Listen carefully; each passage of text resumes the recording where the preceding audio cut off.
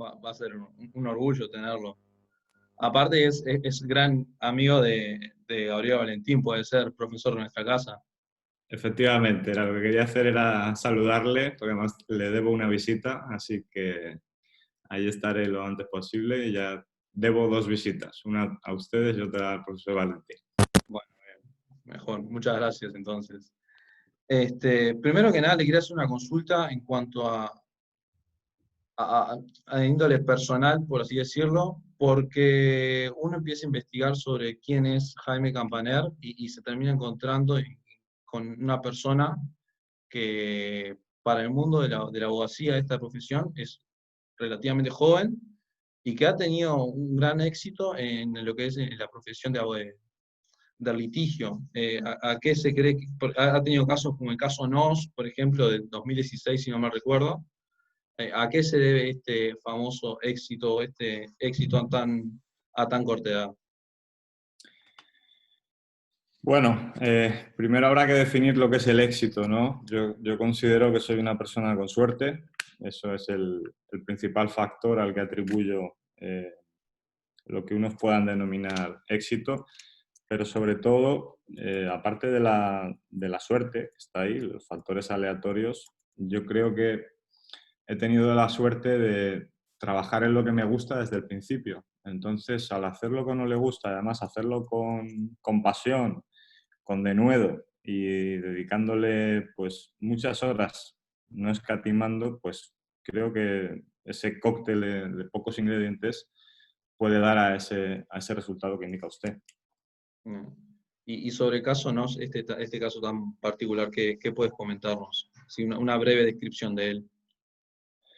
Bueno, el caso NOS es un caso relativamente complejo que envuelve a un gran número de involucrados, en donde la acusación bascula básicamente en torno a un miembro de la familia real española al que se acusa a él y a su socio, que es un particular, de malversar o de hacerse con fondos de las arcas públicas de distintos gobiernos autonómicos españoles, el balear, el valenciano, el madrileño, y destinarlos a fines propios, es decir, saquear las arcas públicas. Dentro de ese caso, lo que hay son determinadas peculiaridades que afectan a unas personas muy específicas y entre ellas a la persona que yo defiendo, que es un abogado y asesor fiscal internacional con sede en Londres y en Barcelona, que, digámoslo así, facilita una estructura societaria a efectos de optimizar la fiscalidad.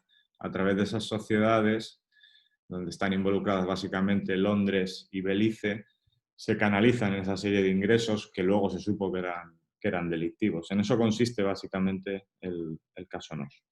Bien. El caso Nos, que culminó, ¿en qué año, si me lo puede recordar? Uf, pues yo recuerdo que el juicio comenzó en enero de 2016, duró 5 meses y medio, 6 meses prácticamente. Y creo que hubo sentencia a final de año. Fue un caso que se trató con mucha eficiencia en la sección primera de la Audiencia Provincial de Palma y eso es algo que es, vamos, que debe celebrarse o que debe darse la enhorabuena a las magistradas que lideraron ese juicio porque lo hicieron muy bien y además consiguieron liderar los debates y moderar los debates con mucha soltura. Bien. Bueno, yendo más particularmente al tema el cual este evento se enmarca, me gustaría sentar las bases primero antes de diferenciar, o si usted puede explicarnos con total soltura la diferencia entre el proceso o el sistema de corte inquisitivo y el sistema de corte acusatorio, que tan complejo ha sido a lo largo de la historia del derecho procesal y que hoy en día está tan en tela de juicio y en boca de todos, particularmente en nuestro sistema uruguayo. Uh-huh. Sí, por supuesto. Vamos a ver. El inquisitivo es un proceso que ya no existe al 100%, es decir, ya no se ve un inquisitivo puro, porque eso fue felizmente superado, pero el inquisitivo se caracteriza básicamente porque no existe apenas o no existe en realidad el derecho de defensa. El derecho de defensa era marginal en el proceso inquisitivo por una razón muy sencilla, o por varias razones muy sencillas. Porque la misma persona tenía los poderes de investigación y de adquisición, admisión y valoración de las pruebas. Con lo cual, el derecho de defensa, como digo, era marginado. Con el principio acusatorio se concibe ya el proceso como una relación triangular y no como dos o más acusaciones, juez de instrucción incluso, contra uno. Existen en el acusatorio dos partes habitualmente enfrentadas, acusación y defensa, y un árbitro imparcial, que es el juez, que dirime la contienda en todo momento. De tal manera que ahí sí que tiene sentido y tiene su máximo esplendor el derecho de defensa. Esto sería digámoslo así, la definición más breve que se me ocurre para distinguir el inquisitivo del acusatorio. Y precisamente el vehículo, y esto tiene ya engarza un poco con el título del acto, del evento al que amablemente me han invitado, el vehículo para el ejercicio del derecho de defensa es precisamente el razonamiento, ¿no? El evento se llama razonamiento jurídico, ¿no? Entonces, así engarzan las piezas de este puzzle. Y en cuanto particularmente al principio de publicidad, que es también un principio preponderante en lo que sería el sistema de corte acusatorio, ¿cuánta influencia cree que tiene esto, influencia en el sentido negativo, para el magistrado? Porque si bien esa famosa frase de que el pueblo termina siendo juez de los jueces, ¿hasta qué punto eso favorece o eso no entorpece a que el magistrado pueda actuar debidamente y pueda llegar a una conclusión razonable y sea realmente efectiva? Bueno, vamos a ver, es una pregunta muy interesante. De entrada, deberíamos distinguir, evidentemente, entre el jurado popular y el tribunal o el juez profesional. En un jurado popular, lamentablemente, la influencia del principio de publicidad, no tanto del principio de publicidad, sino de un malentendido principio de publicidad que ya se ha reconvertido en un principio de publicación. Parece que hay un afán por publicar todo lo que afecta al proceso, y el problema es que si la publicidad se predica del juicio oral, es decir, del lugar donde se decide la culpabilidad o no culpabilidad de un sujeto con base a las pruebas practicadas con los principios de inmediación, contradicción, publicidad, oralidad, el problema del principio malentendido de publicidad, como digo, de publicación, es que lo que se publica es el material sumarial, el material de la investigación, material que no debería tener ningún peso probatorio y, sin embargo, se generan corrientes de opinión con material estrictamente de la investigación. Ese es un problema endémico, me atrevería a decir. Pero ciñéndonos a su pregunta concreta, hecha esta introducción, yo tiendo a pensar que los jueces son bastante impermeables a la opinión pública y a la presión de las publicaciones, pero sí que es verdad que en ocasiones, pues evidentemente el sistema no es perfecto, el juez es un ser humano y como tal es falible y puede afectar a su imparcialidad. Y no digo que le afecte conscientemente, sino que su subconsciente, sin él saberlo, se puede ver afectado en un sentido o en otro, merced a las publicaciones o a las corrientes de opinión que hayan tenido lugar sobre un determinado caso. Pero en general, me atrevería a decir que los jueces, al menos en España, son bastante impermeables.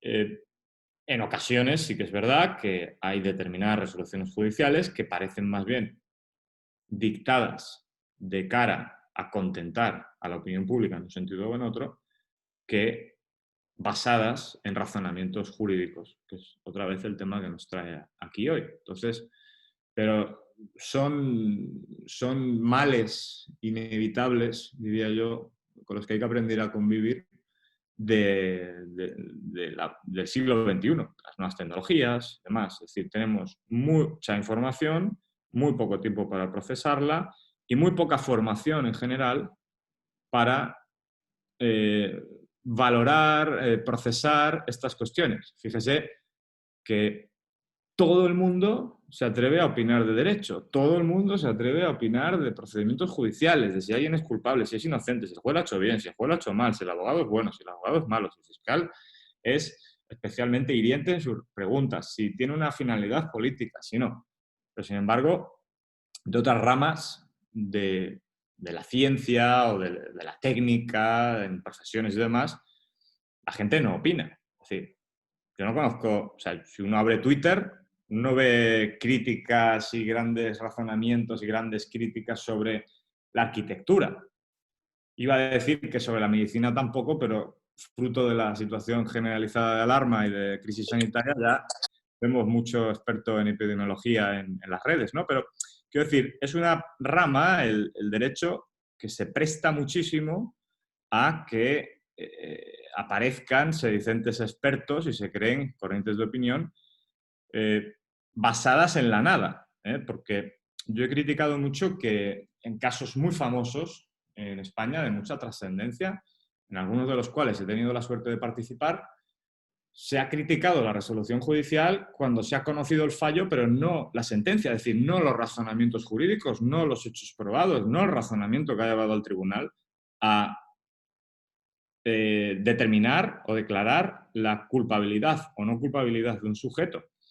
De tal manera que las opiniones, más bien afirmaciones apodícticas, se han basado en la nada. No hay sosiego, no hay tiempo de lectura. Por tanto, y aunque la hubiera, no todo el mundo está preparado para comprender una sentencia judicial en un caso, sobre todo en casos de determinada complejidad, ¿no? Eso creo que es el panorama general o mi visión de esta cuestión.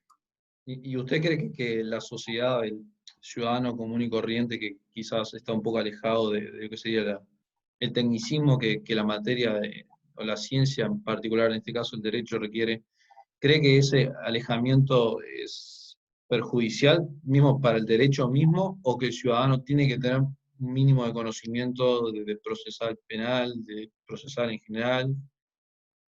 Vamos a ver, yo soy un firme defensor de formar a la ciudadanía desde la base en derechos fundamentales, por lo menos. Ya no en cómo funciona un proceso, cómo no funciona un proceso, pero sí en que existe algo que se llama presunción de inocencia. Y que esa presunción de inocencia no solamente es algo que se predica del juicio oral, es decir, una regla de juicio que exige, por tanto, en el juicio oral una mínima prueba de cargo para destruirla y, por tanto, enervar la interina presunción de inculpabilidad, sino también, y más importante, una regla de tratamiento en el proceso penal. Una regla de tratamiento desde el minuto 1 del partido. Desde que a un señor le dicen, oiga, tiene usted que comparecer como investigado ante la Fiscalía o ante el juez de instrucción, los países que todavía tienen juez de instrucción, esa persona no tiene que ser vista por la sociedad como Belcebú, como el demonio. Tiene que ser vista como una persona sujeta a un procedimiento penal a la que le ampara todo el manto protector de la presunción de inocencia. Solo así dejaremos de estigmatizar a las personas que comparecen o que se ven sujetas a un procedimiento penal y que además, en muchas de las ocasiones, tras muchos años, resultan absueltas. Pero los 5 años de investigación con portadas, con comentarios maliciosos, con dimisiones políticas, con ceses en el seno de una corporación por razón de la problemática y de la, insisto, de la estigmatización social que existe de alguien que está como sujeto pasivo en un procedimiento penal, no lo repara nadie. En la Unión Europea, en el seno de la Unión Europea, existe una directiva muy importante de 2016 que desarrolla precisamente ante la Unión Europea es consciente de estos problemas y desarrolla la presunción de inocencia en el sentido de proteger esta vertiente muy desconocida de la presunción de inocencia no como regla de juicio, sino como regla de tratamiento. En España, en particular, ya ha pasado el plazo y no se ha desarrollado. España ha incumplido su obligación de desarrollarla legislativamente. Esa directiva hace hincapié, por ejemplo, en que las autoridades públicas se abstengan de hacer declaraciones públicas que puedan estigmatizar o que puedan hacer pensar a la ciudadanía que una persona, por el mero hecho de estar sujeta a un procedimiento penal, es culpable o es una mala persona o debe ser un apestado. ¿De acuerdo? Por tanto, creo que una formación básica desde la base en materia de presunción de inocencia, cuando menos, es algo absolutamente irrenunciable. No, totalmente. Se termina creando un mensaje totalmente valorativo de algo que no tiene por qué crearse. Y en base a eso me da para conectar con el tema de que es un poco también el rol del abogado dentro de un litigio. Argumentar, convencer, persuadir al que tiene enfrente de que la posición suya es la correcta y no la contraria. Entonces, Así es. terminamos siempre quizás llevado al plano jurídico, pero uno constantemente está argumentando y defendiendo su posición. Sí, así es. Es decir, el razonamiento no es más que un procedimiento mental mediante el que, partiendo de unas determinadas premisas, las que el abogado en este caso establezca, intenta llegar a una determinada conclusión. Y la argumentación en los operadores jurídicos, bien sea fiscal, bien sea abogado, no es más que un tipo de razonamiento especial. Generalmente, como usted dice, articulado en forma de discurso, en un procedimiento, que está compuesto por una serie de preposiciones encadenadas entre ellas. Pero claro, fíjese que la argumentación es algo muy diferente a la demostración. Y por eso me centro en la expresión que han elegido ustedes, ¿no? Me parece muy interesante, lo de razonamiento jurídico. Muy diferente a la demostración. Fíjense que la grandeza del razonamiento jurídico estriba en que, aun habiendo perdido el abogado la batalla probatoria, es decir, la demostrativa, la de los hechos, hay esperanza. Hay esperanza en cuanto a la interpretación jurídica.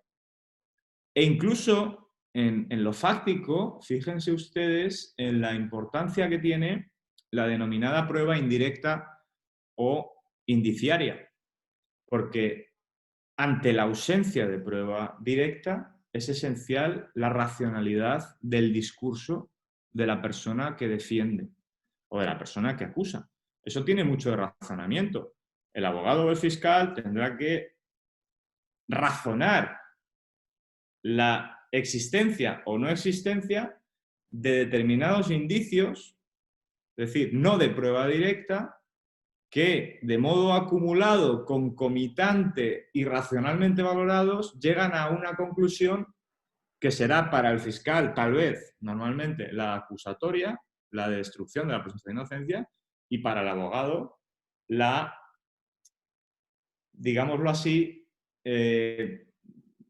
demostración de que la tesis acusatoria no es concluyente, no es lo suficientemente concluyente como para enervar la presunción de inocencia. Totalmente de acuerdo. Aparte está ahí un tema que es lo que sería la teoría del caso, que a partir de ahí se parten de las tres verdades, llamémosle, o de las dos verdades en un sistema acusatorio, el del fiscal y la del abogado defensor. Entonces cada uno, en base a lo que fue recolectando y en base a la información que tiene, va generando cada uno su propia teoría del caso y en base a eso es que argumenta. Y luego se retroalimenta con la información que va obteniendo a medida que va llegándole. Efectivamente. Sí, sí. ¿Cómo entiende usted que sería una buena teoría del caso si puede sistematizarlo? Bueno, vamos a ver. Más que una teoría del caso, yo lo que tiene que ver con la teoría del caso. Yo en lo que creo que a efectos de razonamiento jurídico hay que centrarse y es fundamental son una serie de criterios o de tips, en términos anglosajones, a los que yo me ceñiría, ¿no? Por ejemplo, hay un presupuesto fundamental que es la adaptación al auditorio. Uno puede tener toda la teoría del caso que quiera y hacer un trabajo magnífico, titánico, pero si no se adapta al auditorio, su trabajo, su argumentación, su razonamiento jurídico va a ser, si no inútil, incluso perjudicial para su caso, para ese caso que ha construido. No es lo mismo un jurado popular que un juez profesional a efectos de construir el caso y de razonarlo. Incluso dentro de los jueces profesionales no es lo mismo argumentar ante un órgano unipersonal, ante un solo juez, que ante un tribunal colegiado de 3 o 5 magistrados, o dependiendo de la instancia y dependiendo del país. Y dentro de este tribunal colegiado o dentro de este órgano unipersonal existirán determinadas tendencias jurisprudenciales que hay que tener en cuenta de esta serie de magistrados o del magistrado ponente, bien para reforzar la teoría del caso con esa jurisprudencia que sabemos que sigue, o si no es favorable a nuestros intereses, intentar con mucha mano izquierda construir una interpretación jurídica que convenza a ese magistrado concreto para matizar su anterior línea jurisprudencial, su anterior doctrina, o cuando menos para fomentar debate con los otros magistrados y conseguir un leading case. No solo eso, sino que a veces, ya no hablo de líneas jurisprudenciales, a veces, pues bueno, los jueces tienen ideas, hay tendencias ideológicas. Hay que construir también el caso teniendo mucho cuidado con las sensibilidades ideológicas que pueda tener ese juez. Que no quiero decir, insisto otra vez, yo respeto mucho la profesión del juez y es muy fácil criticarlos, pero muy difícil ponerse en su lugar, porque son ellos quienes deciden. Entonces, esas tendencias ideológicas que puedan tener, arraigadas en los años, incluso que puede venir por tradición familiar una determinada tendencia ideológica, tienen que ser tenidas muy en cuenta a la hora de construir el caso, ¿no? En el razonamiento jurídico, yo a los futuros abogados y abogadas que nos están escuchando, porque esto es un evento destinado fundamentalmente a estudiantes de la Facultad de Derecho en Uruguay, lo que les diría, entre otras cosas, es que a la hora de construir el razonamiento jurídico hay que ser humildes, hay que enfatizar la idea de humildad. Hay que evitar dar la sensación de que uno va a un tribunal a dar lecciones, por muy seguro que esté de su caso y por mucha razón que tenga. El protagonismo debe ser del juez y solo del juez. Las partes coadyuvan a formar el criterio del juez, pero no olviden, lo he dicho antes, que solamente el juez decide y eso es una gran responsabilidad. Es un error pensar o construir un caso pensando que la parte es la estrella y actuar como tal ante un tribunal. ¿De acuerdo? Otro consejo que yo daría, aunque tal vez no sea yo la persona más indicada para el consejo, pero ustedes me han invitado a mí, por tanto, asuman ustedes las consecuencias negativas de sus actos, es la vida, es la concisión. Decía Gracián, y eso es una máxima, créanme, que los jueces agradecen mucho, y si no, que digan lo contrario, no creo que ninguno diga lo contrario, que lo bueno, si breve, 2 veces bueno. Hay que huir de discursos extensos, farragosos,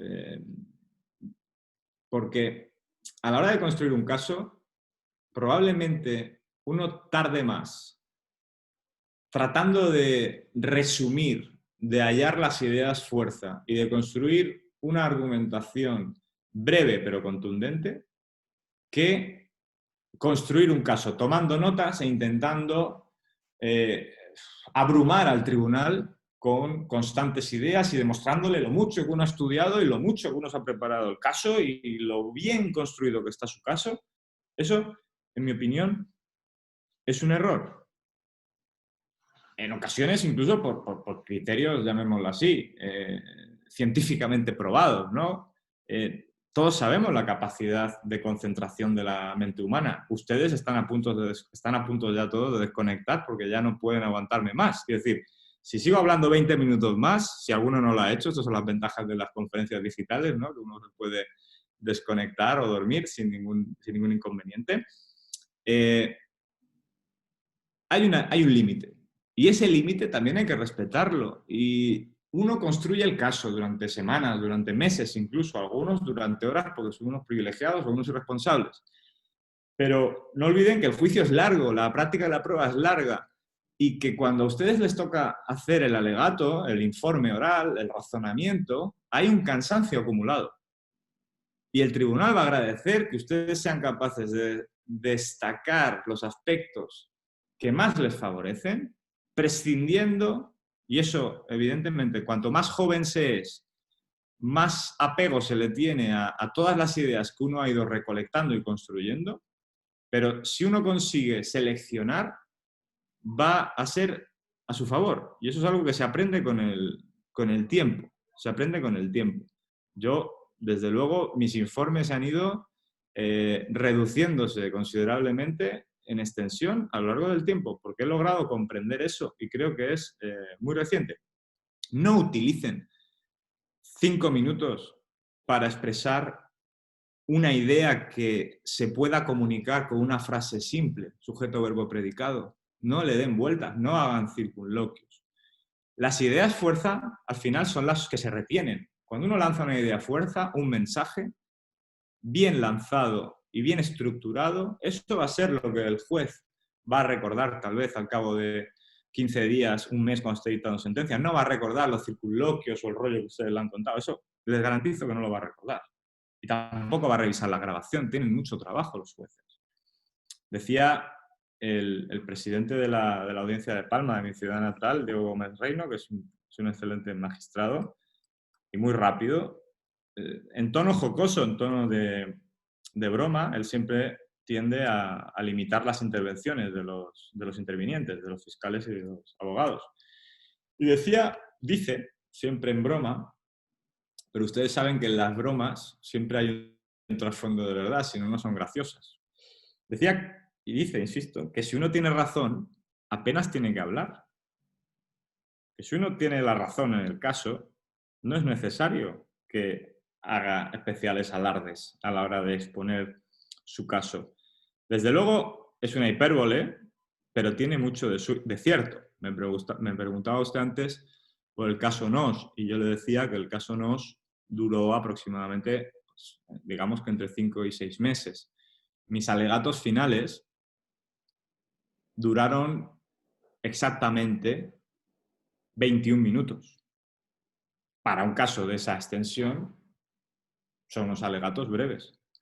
Pero la idea era trasladar las ideas fuerza, no retransmitir lo que había pasado en los últimos meses, porque para eso está la grabación, que es más fiel que lo que pueda yo exteriorizar, ¿verdad? Y sobre todo más objetiva. Yo soy parte, interesada, además, interesada en la solución de mi cliente, ¿no?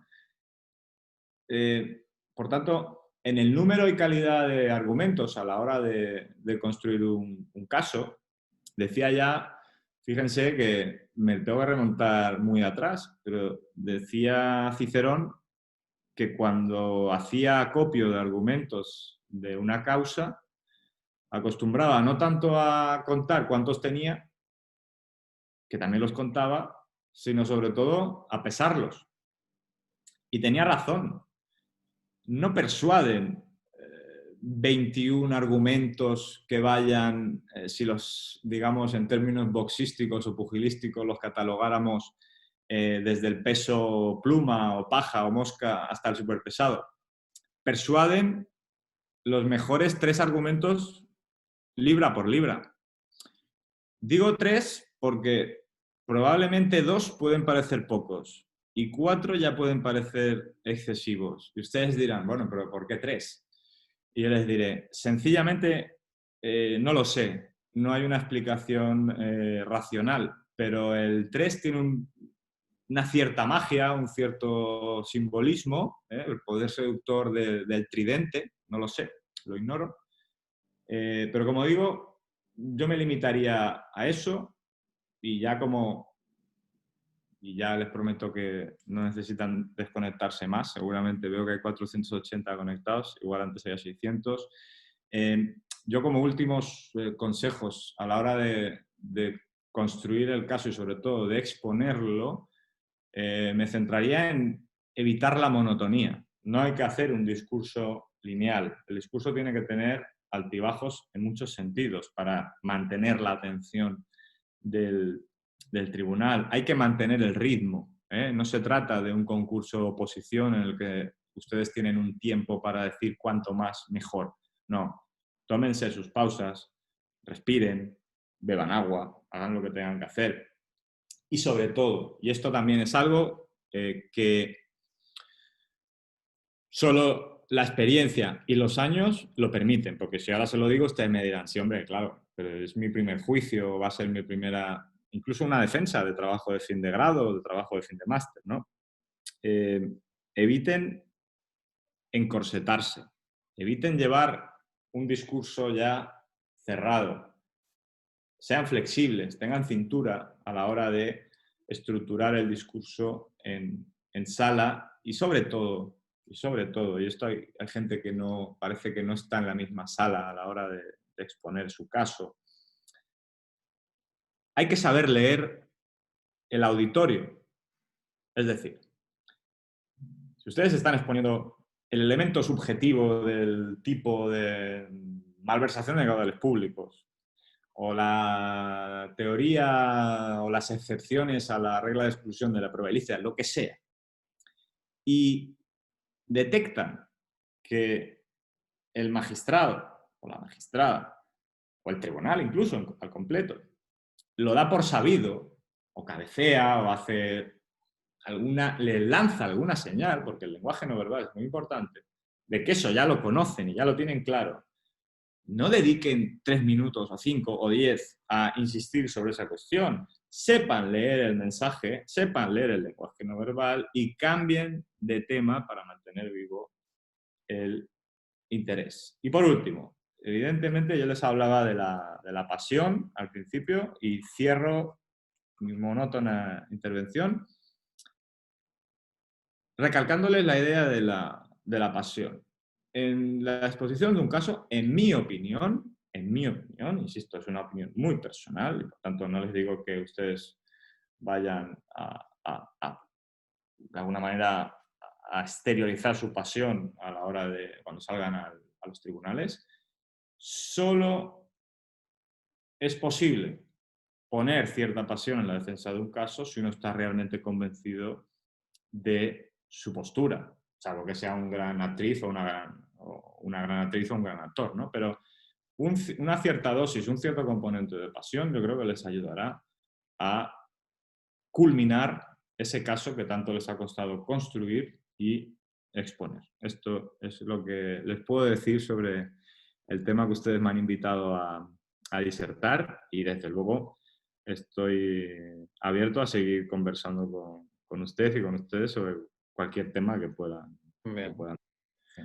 Profesor, una consulta. En cuanto, porque hablamos de la interpretación y la argumentación, que para muchos autores como Bastini primero se interpreta y después se puede llegar a una argumentación, a un raciocinio bastante complejo, ¿no? Pero por lo menos se puede llegar a elevar el raciocinio a niveles jurídicos.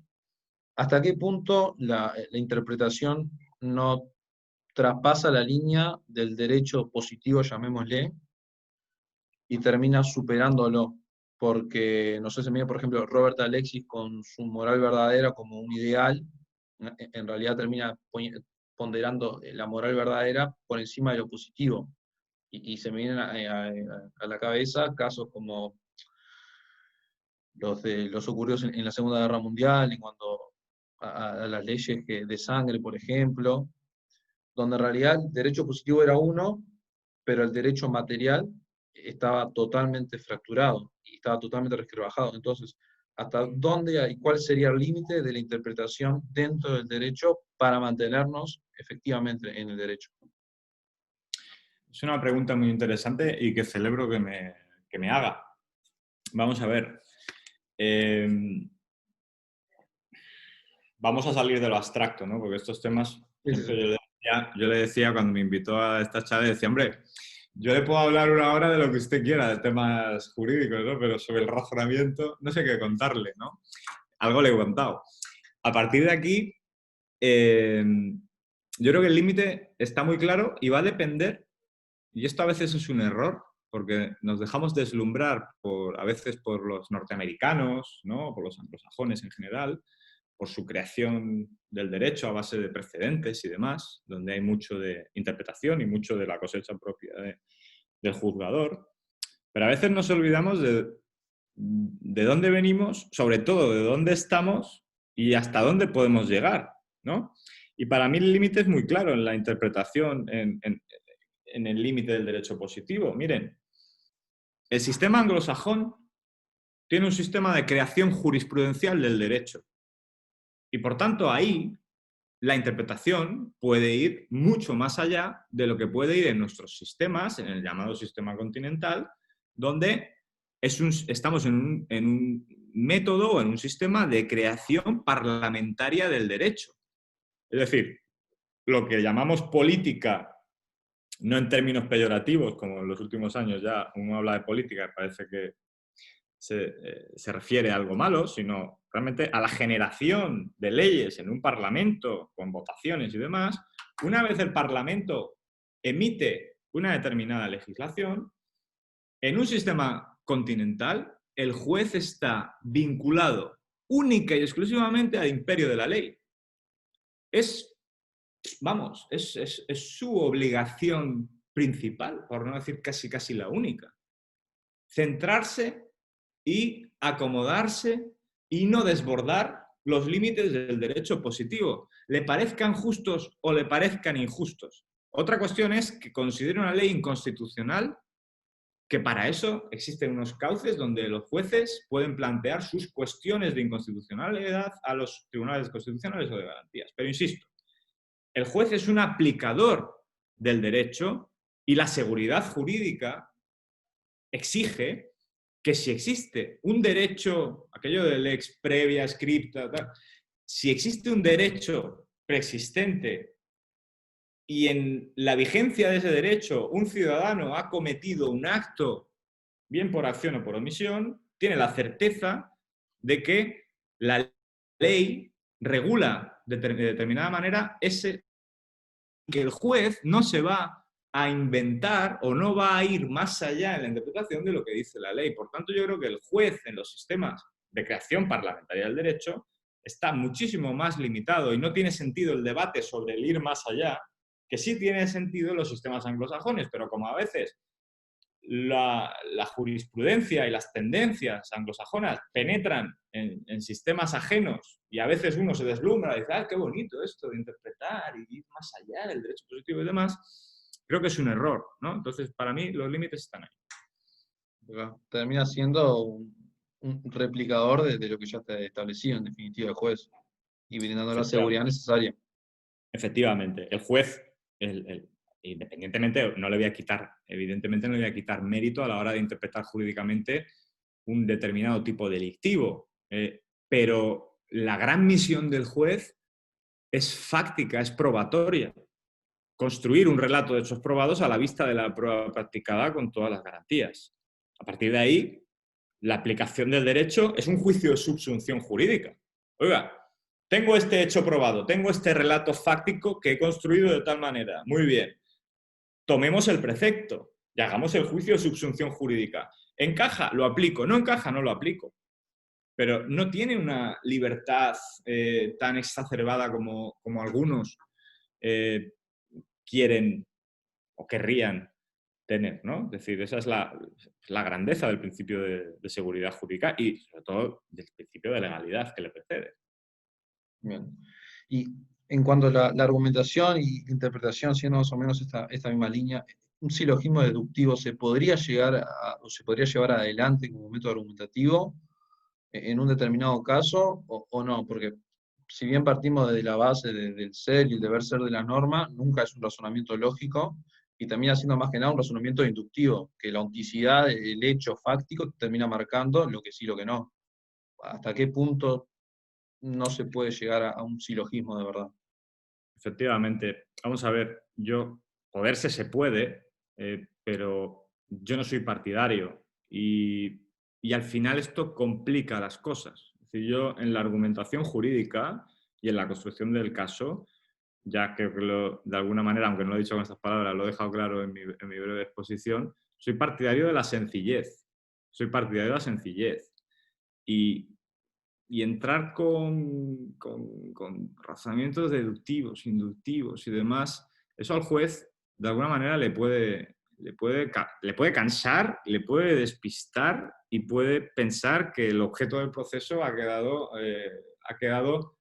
de alguna manera desplazado. A lo que hay que ir es a tratar de construir un hecho probado que sea favorable para nosotros y a partir de ahí interpretar la norma jurídicamente con los límites que he dicho antes, ¿no? No soy especialmente partidario. Bien. Y cuando usted hace una interpretación en un juicio, previo al juicio, a comenzar formalmente en el proceso, ¿cuáles son las etapas, si es que las tiene, para no incurrir en una falacia eh, netamente, llamémosle de mala fe? Porque muchas veces uno puede incurrir en una falacia porque sabe que no se dan las condiciones que están establecidas no son las apropiadas para que uno, en el caso, que es el objetivo también, cómo hace para que en realidad no caiga en una falacia inducida por error. Vamos a ver, eso lo trae o va de suyo con la honestidad y con la profesionalidad de cada uno. Y sobre todo y esto me gusta la pregunta porque a veces uno, como joven abogado, dice, bueno, salgo de la facultad, tengo mis casos y demás, ¿cuál es mi trabajo? Ganar el caso. Si uno parte de esa premisa errónea, probablemente esté tentado a construir esas falacias, a incurrir en mala fe, en llevar a cabo alguna trampita, llamémoslo así. Pero eso es por una errónea concepción de lo que el derecho de defensa exige al abogado. El objetivo no es ganar el caso, en mi opinión. Evidentemente, eso es lo que desea todo abogado, ganar el caso. Pero aquí, de nuevo, no es que yo tenga nada contra los Estados Unidos de América, ¿no? Pero creo que a veces nos han influenciado para mal. Esa concepción del abogado Perry Mason o Harvey Specter o quien sea, que es una persona que su trabajo y algo que es lo habitual o que no se concibe otra cosa es ganar casos, puede llevar a error. El trabajo del abogado es procurar a su cliente la mejor defensa posible. Y a veces uno, al estudiar el caso, determina que ese caso no se puede ganar. O al menos no se puede ganar mediante medios lícitos, mediante pruebas preexistentes o mediante razonamientos que no lleven a cabo o mediante actuaciones que no constituyan una estafa procesal. Claro, si nosotros tenemos clara esta cuestión y partimos de la base de que el trabajo es procurar la mejor defensa posible y procurar que el acusado tenga un juicio justo o, llamémoslo así, en palabras del Tribunal Europeo de Derechos Humanos, equitativo o un proceso con todas las garantías, evitaremos incurrir en este tipo de falacias o en este tipo de comportamientos sancionables, desde luego. Por tanto, más allá de pensar en ganar el caso, lo que hay que pensar es cuál es la mejor solución realista para este cliente. Negociar una pena más baja de la que le van a imponer porque tras el estudio del caso con ojos de acusación, que es lo que recomiendo hacer siempre como defensor, y también yo llevo mucha acusación, porque en España es muy habitual la acusación particular, ver el caso con ojos de defensor. Si tras el análisis en la parte contraria vemos que no estamos en la situación más favorecida, lo que recomiendo es buscar el menor impacto posible para el cliente. Y eso, al final, es ganar. Pero no es un ganar convencional que tenemos todos por indebida influencia del cine norteamericano que consiste en un not guilty, una absolución. ¿De acuerdo? Por tanto, esa es mi panorámica en esta cuestión. Bueno, ya no sería un ganar por ganar a todo lo que sea, sino meramente llevar adelante el juicio con las debidas normas y los debidos momentos y cumplir todo a rajatabla, llamémosle. Para poner pueden poner 1000 ejemplos, ¿no? Pero para poner un ejemplo sangriento que impacta más. Bueno, un asesinato, ¿no? Es decir, matar a otro dolosamente con, por ejemplo, alevosía. Es decir, impidiendo o asegurando la ejecución del resultado sin riesgo, de modo sorpresivo o de un modo que impida la defensa a la víctima. Si contra esa persona hay prueba de cargo y lo vemos claro, suficiente para destruir su presunción de inocencia, pero vemos discutible que la víctima no pudiera defenderse, el planteamiento defensivo no puede ser luchar la inocencia, porque sí, porque ya tenemos establecido que de alguna manera existe prueba y que por tanto va a ser condenado. La estrategia defensiva debe ser aceptar un homicidio doloso, bien sea por vía de acuerdo y, si no es posible, discutir en el juicio única y exclusivamente la no concurrencia de la alevosía. Ese sería el partido en un caso tan sencillo como el que les he planteado. Es un error ir a defender la inocencia cuando sabemos que no va a haber inocencia y, sobre todo, va a quedar diluido ese debate, que es el realmente importante y que puede tener una trascendencia punitiva de mucha relevancia si hablamos en años de prisión.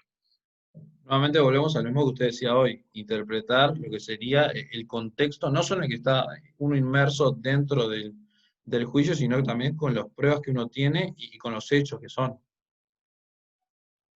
Así es, así es. Totalmente.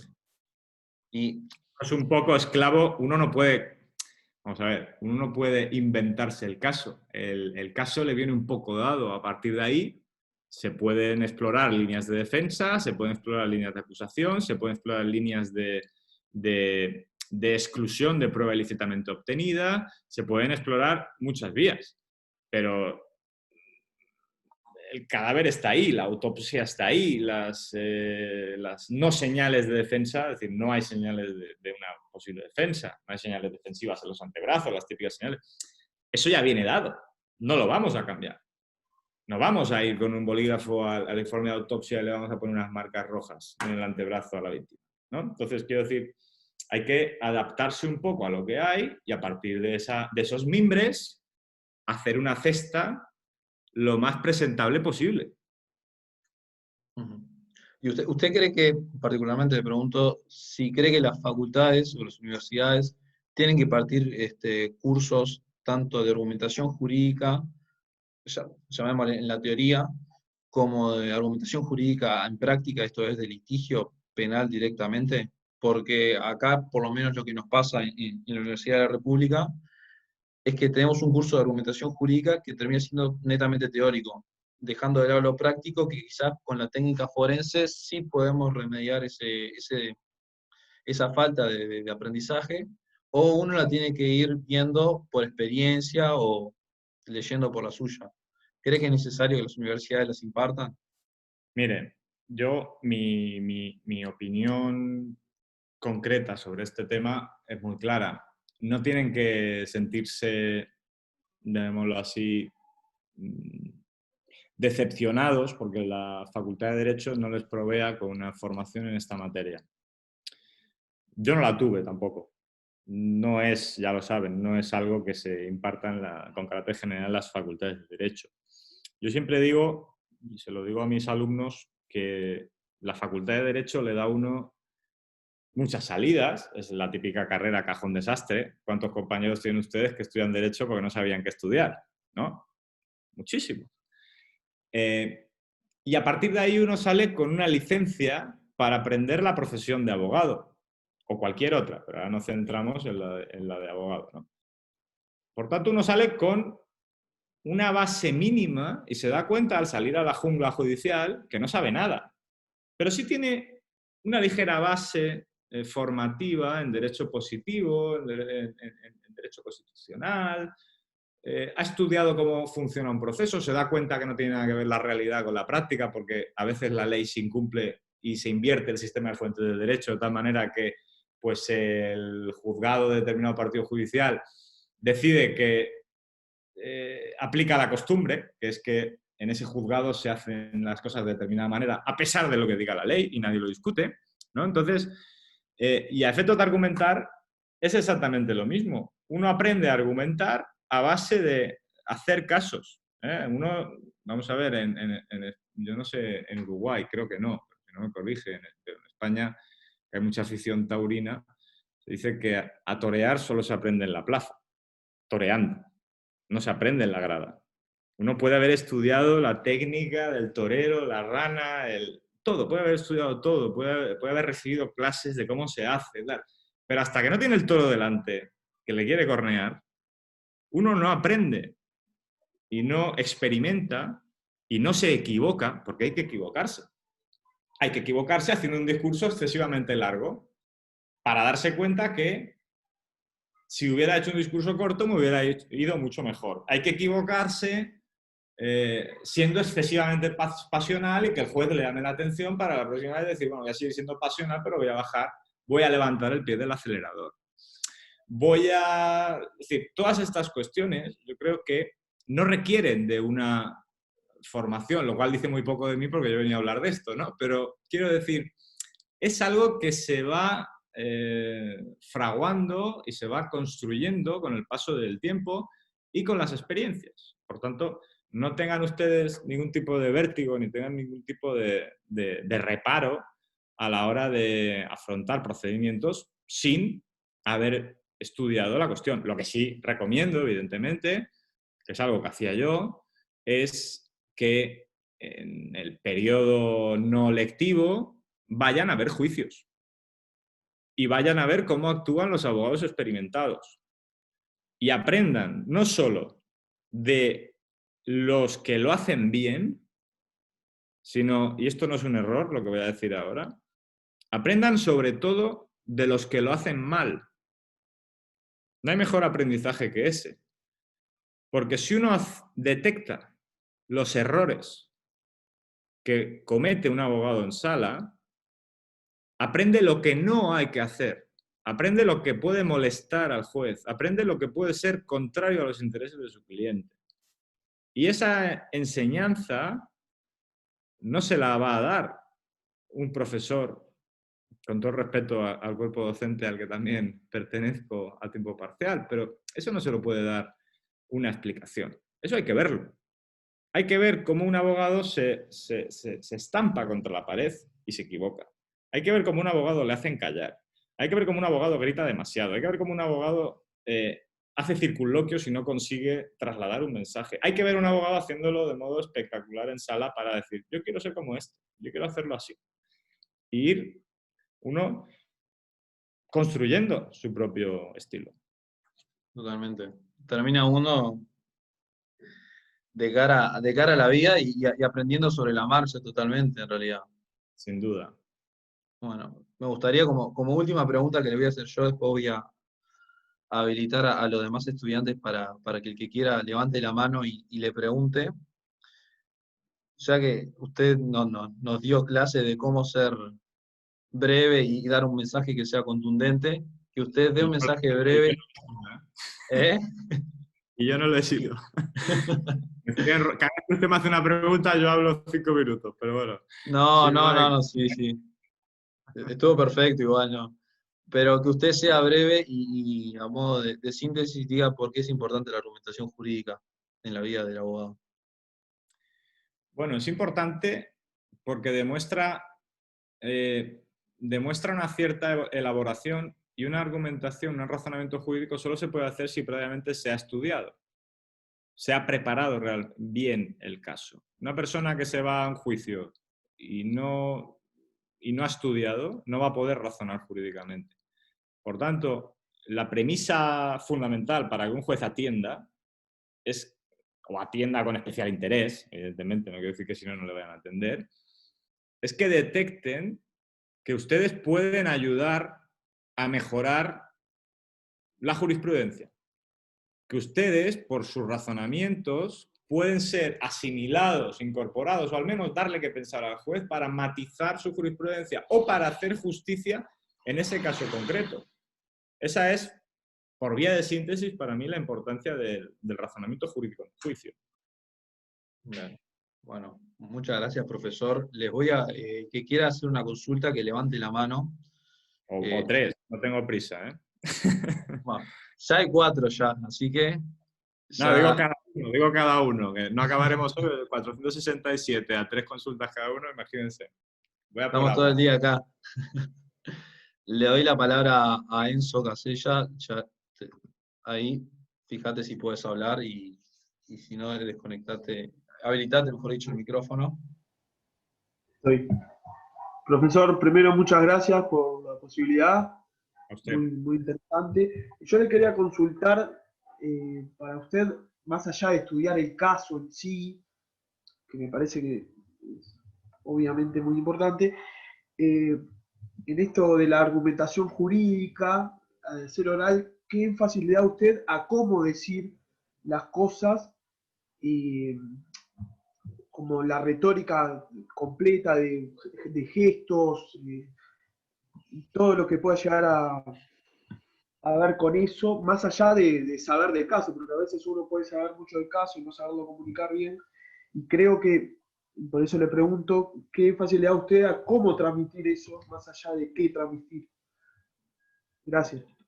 No, gracias a usted por su asistencia y también por su pregunta. Pues mire, no es fácil la pregunta que me hace. Yo creo que hay algo, no quiero desanimar a nadie, pero la profesión de abogado es muy vocacional. Piensen que van a tener más decepciones que alegrías y más dolores de cabeza que satisfacciones, ¿no? Entonces, de alguna manera, yo creo que hay un factor de vocación y un factor innato en esas habilidades. Uno tiene esas maneras y las va puliendo, o esas facilidades, o no las tiene. Igual que ustedes me dirán, bueno, pero usted ha logrado pues, hacer un poco de lenguaje no verbal, entretenernos, incluso yo no me he dormido y me suelo dormir, o yo he sonreído, he esbozado una sonrisa.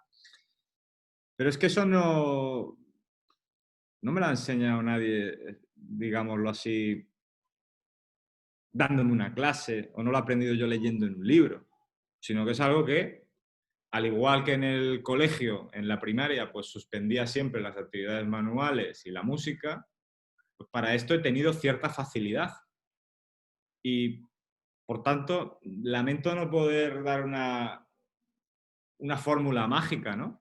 Pero hay mucho de innato y evidentemente se entrena y se va puliendo y se va mejorando, pero siempre tiene que haber eh, como decimos en España, tener un poco de madera. Y incluso si no se tiene madera, se puede conseguir, pero teniendo mucha vocación y muchas ganas de hacerlo. Y viendo a otros profesionales actuar y tomando nota o reteniendo lo que nos gusta de ellos, pues cómo mueven la mano o cómo hacen un redoble de tambores antes de lanzar el argumento definitivo, pues con estas cuestiones. Realmente. Ganas como base de todo para la vida ya. Bien. Elisa, te doy la palabra ahí. Fíjate si puedes hablar.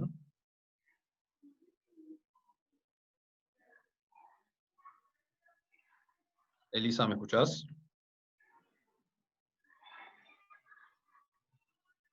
Bueno. Vamos con Ojeda, Nicolás. A ver si podés hablar vos.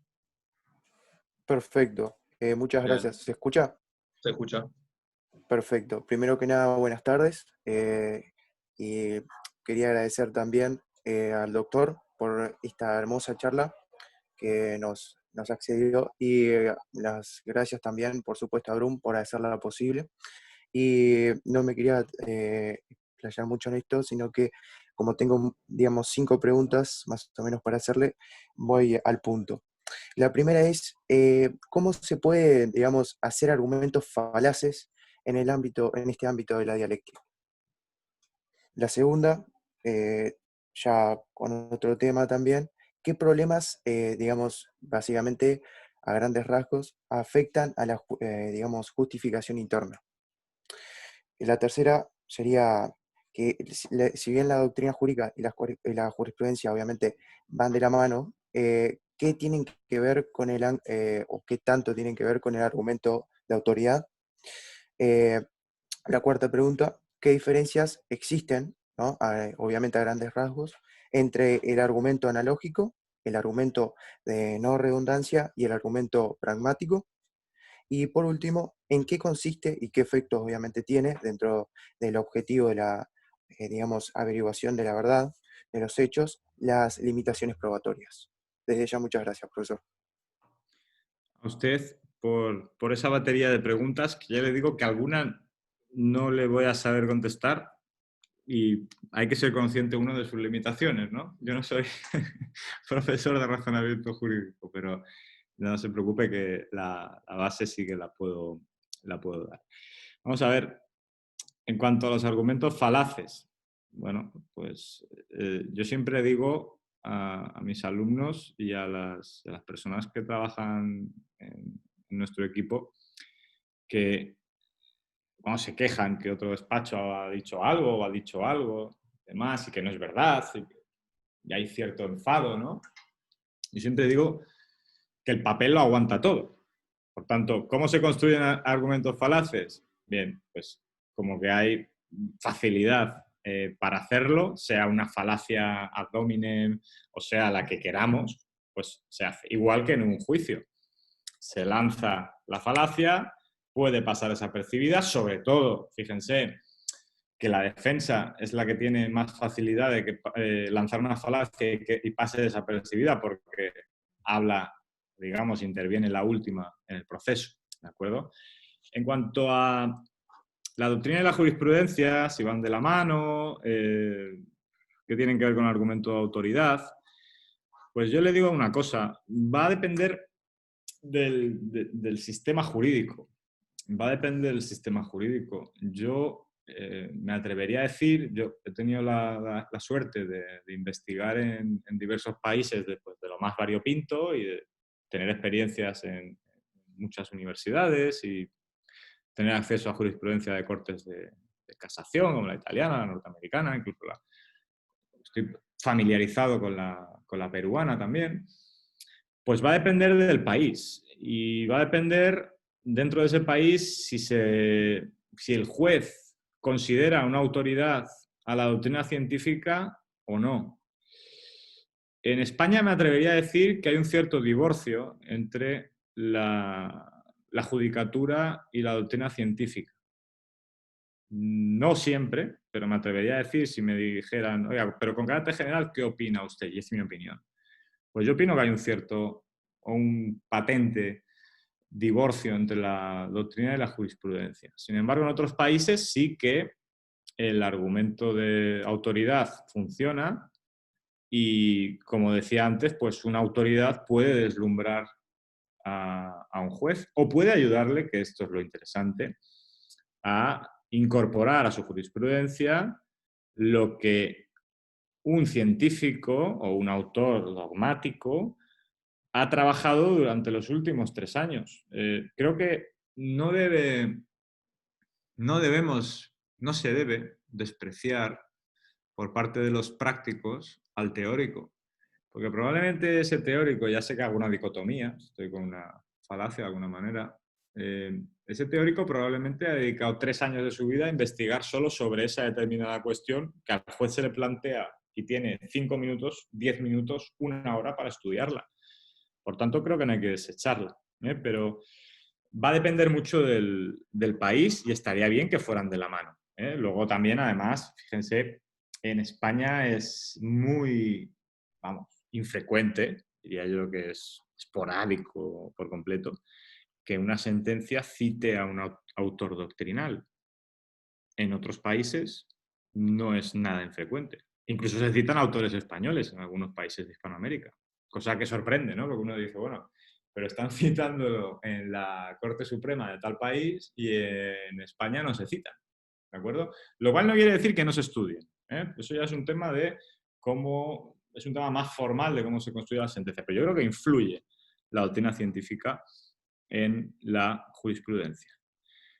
Lo que no le voy a saber contestar, ya se lo he avanzado antes, y lamento este punto negativo en esta jornada, es la diferencia entre el argumento analógico y todos los que me ha dicho. Porque, sinceramente, no me considero, aunque tengo nociones, no me considero un experto en la materia y tengo por costumbre no opinar sobre lo que no sé, ¿de acuerdo? En cuanto a los efectos, me ha dicho usted de las limitaciones probatorias.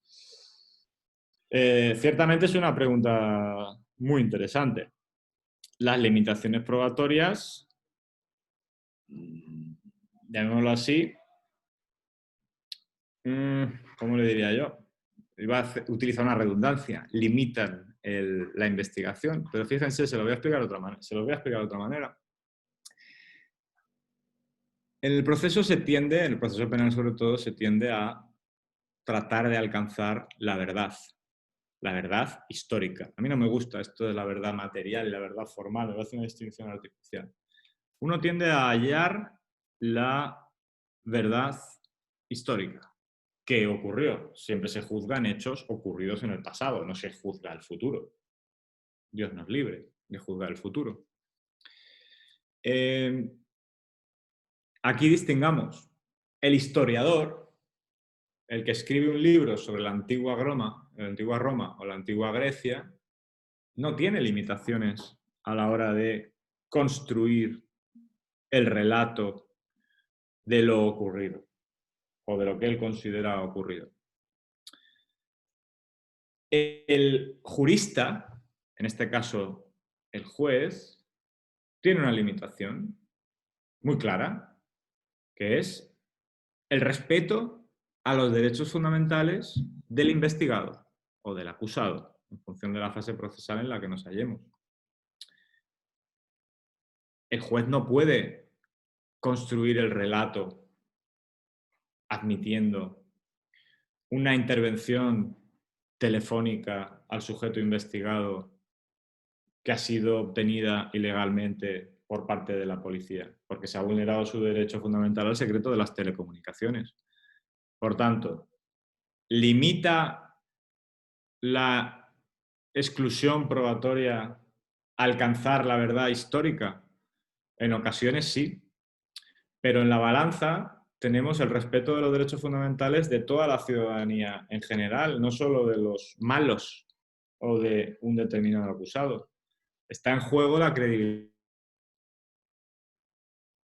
el que no se convierta el Estado de Derecho en un Estado solamente con derecho, en un Estado policial.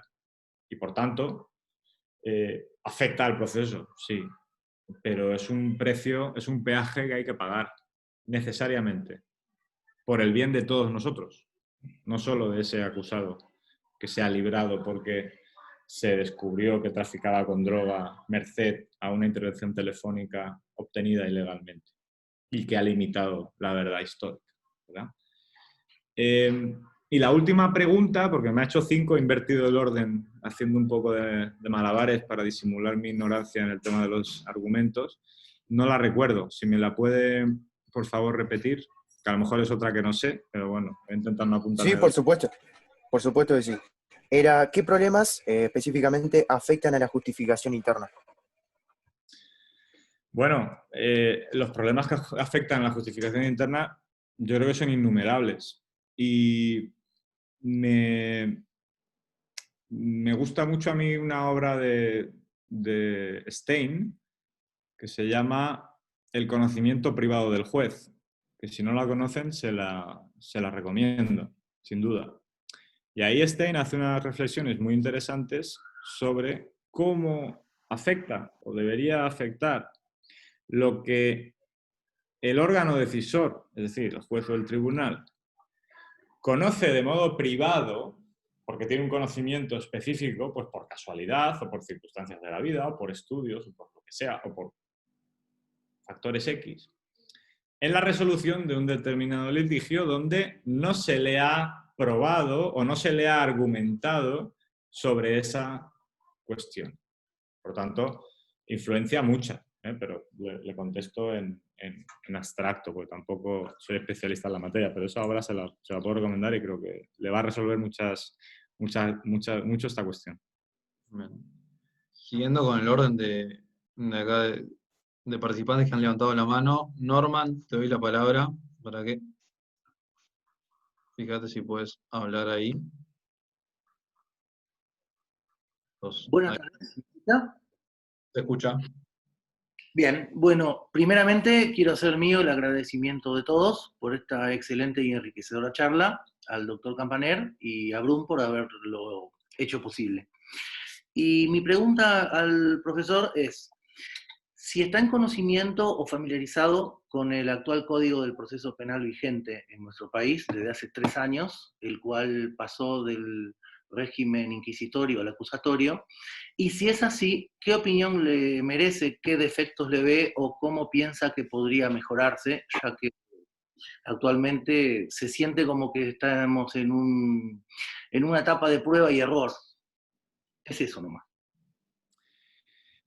Bueno, muchas gracias a usted, Norman, por su asistencia, por la pregunta y por su comentario. Sinceramente no conozco el nuevo código. Como tengo intención de cruzar el Atlántico para visitarles, ahí aprovecharé para hacer los deberes en el vuelo, que es largo, y espero tener ocasión de poder diseccionar un poco la cuestión.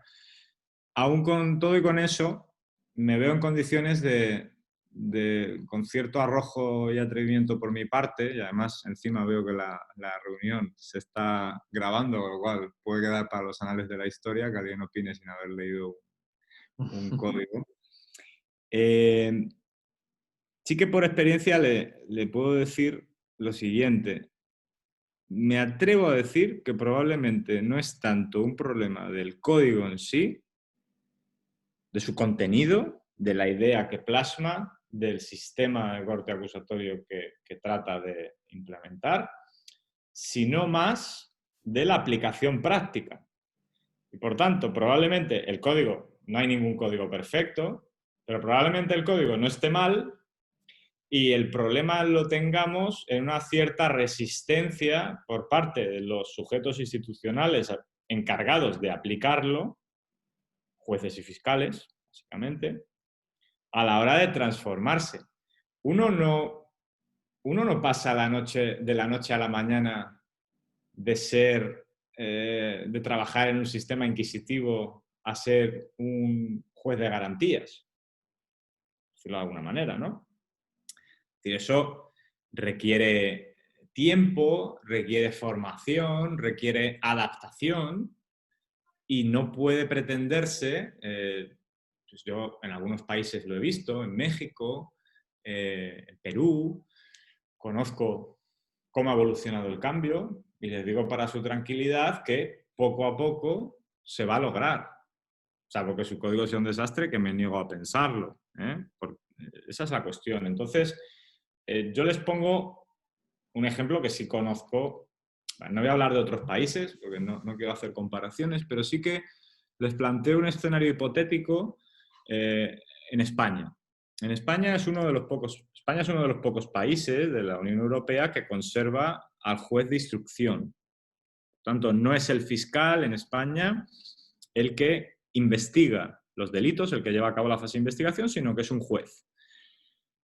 Se lleva hablando muchos años de la necesidad de cambiar este sistema por el del fiscal instructor y convertir a ese juez de instrucción en un juez de garantías. Y por tanto, llegar a esa relación triangular de la que yo les hablaba antes, ¿no? Es un escenario mucho más proclive para el acusatorio.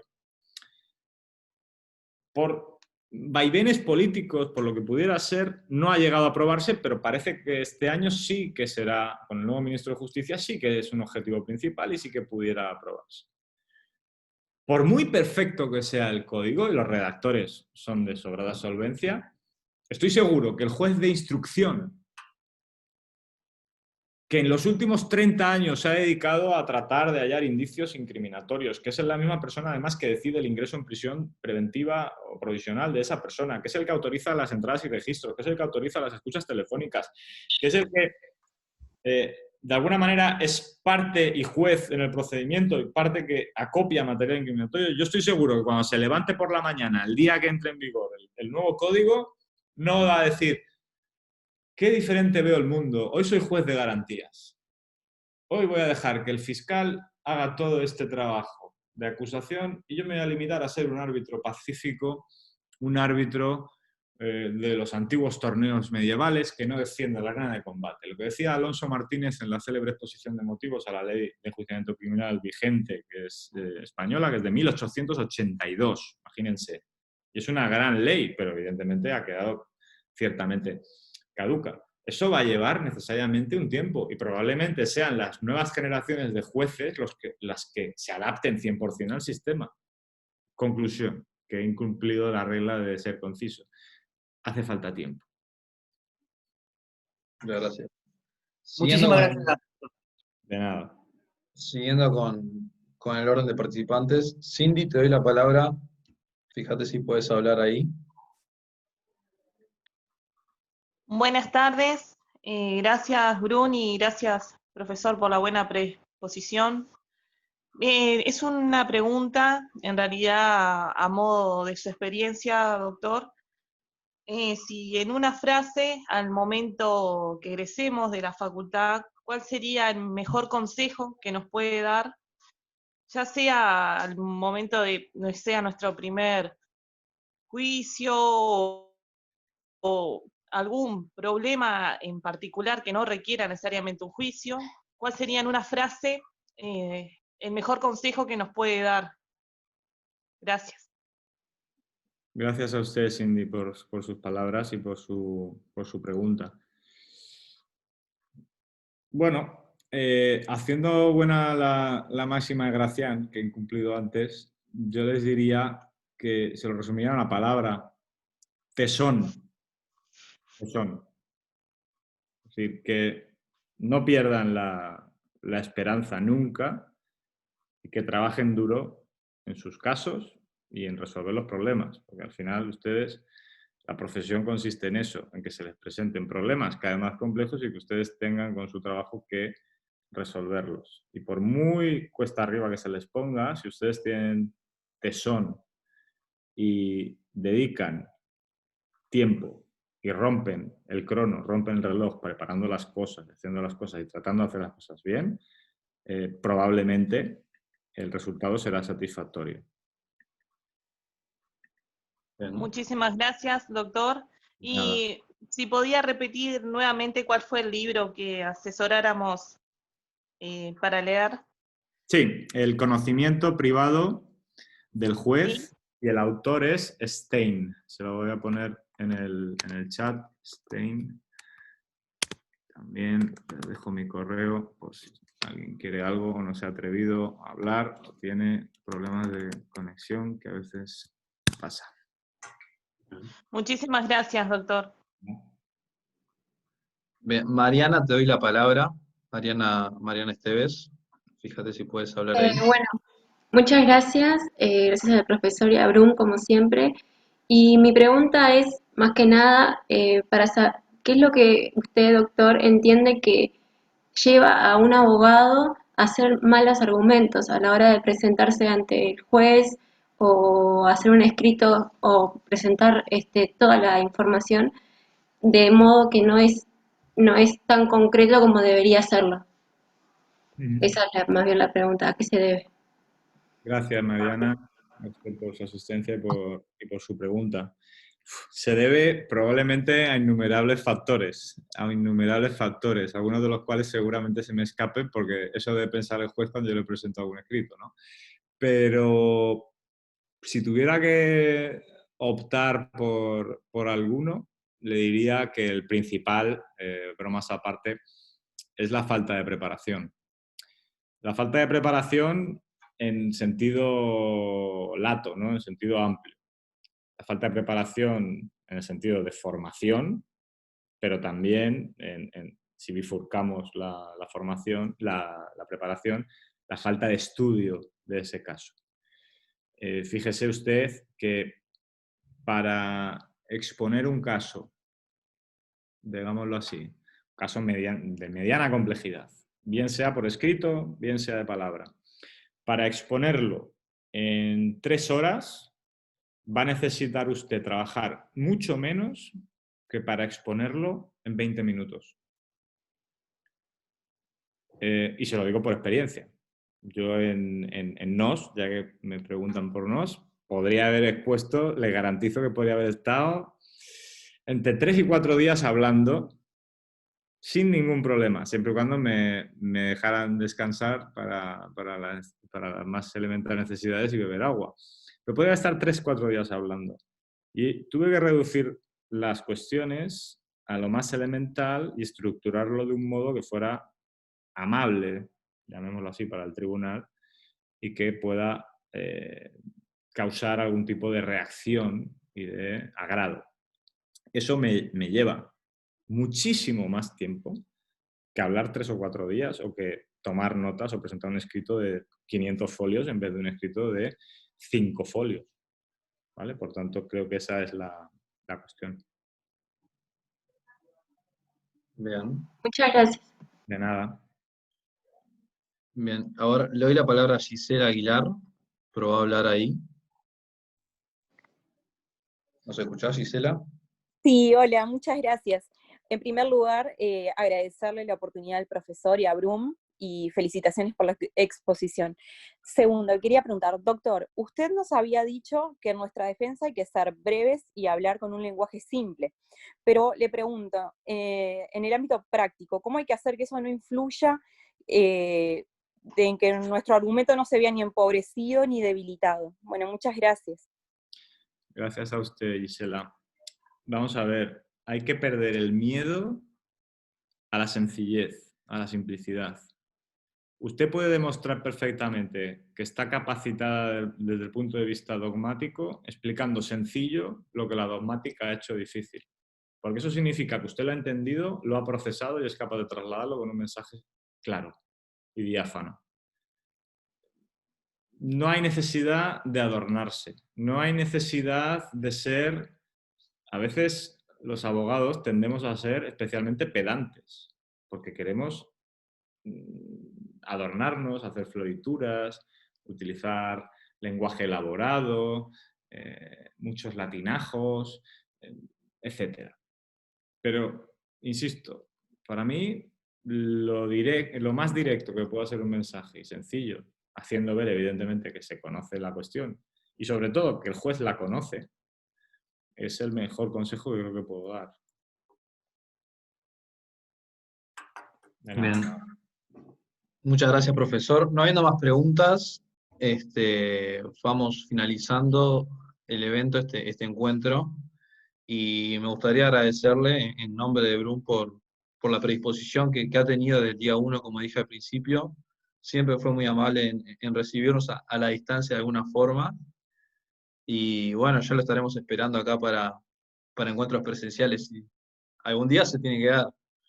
No, tiene que suceder. Estuve a punto, además, una vez de tomar el ferry en Buenos Aires. Creo que estaba cerca de Puerto Madero, pero dije, para un día prefiero ver la ciudad y el país como toca y con tiempo y quedarme con mejor sabor de boca que no hacer una excursión. Hola, buenas tardes, perdón, no sé si se escucha.